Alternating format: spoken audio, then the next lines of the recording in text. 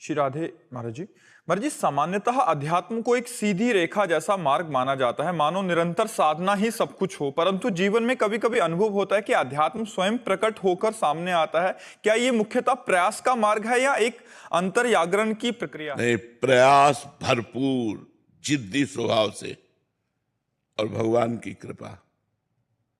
ऐसे स्वतः नहीं प्रकट होता। स्वतः प्रकट होता तो सबके जीवन में अध्यात्म प्रकट हो जाता ना। स्वतः किसी के नहीं प्रकट होता। जिन्होंने भरपूर साधन किया और जिद्दी स्वभाव, मर जाऊंगा पर ऐसा नहीं करूंगा, मर जाऊं चाहे पर भजन नहीं छोड़ूंगा, जो बिल्कुल जिद्दी स्वभाव और डट करके खूब भजन मार्ग में लगा, तो अध्यात्म पर वो चल पाया। ये ज्ञान के पंथ कृपाण की धारा, परत खगेश लगे नहीं बारा। ये जो भगवान का मार्ग है, ज्ञान का मार्ग है, ये दुधारी तलवार है, इस पे चलना है।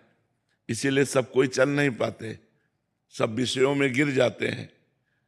कोई विशेष हिम्मती, सहनशील, जो हर दुख को सहने के लिए तैयार हो गया है, वो इस मार्ग में चल पाता है। सुख अपार पर यात्रा बड़ी दुखमयी। अपार सुख है परिणाम में, पर यात्रा बड़ी दुखमयी है। अब परिवार का मोह छोड़ पाना कितना कठिन होता है। माता पिता भाई परिवार भाभी रिश्ते नाते सब छोड़कर अंदर से किसी से राग नहीं, चाहे गृहस्थ हो चाहे विरक्त। यदि भगवान को प्राप्त करना है तो सबकी ममता ताग बटोरी, मम पद मन ही बांध बर डोरी। सबका प्यार समेट कर भगवान के चरणों में लगाना होगा। इसके बाद कोई मनोरंजन नहीं। देखो कैसा जीवन होता है, कोई मनोरंजन। अब हम लोग कोई मनोरंजन, 1 मिनट कभी टीवी नहीं, 1 मिनट कभी मोबाइल का कोई मतलब नहीं। बिल्कुल संसार में क्या हो रहा है हमसे कोई मतलब नहीं। हमें बस अपने चिंतन में लगे रहना है रात दिन। न कोई मनोरंजन है, न कोई हंसी मजाक है, न किसी तरह के किसी इंद्री का विलास है।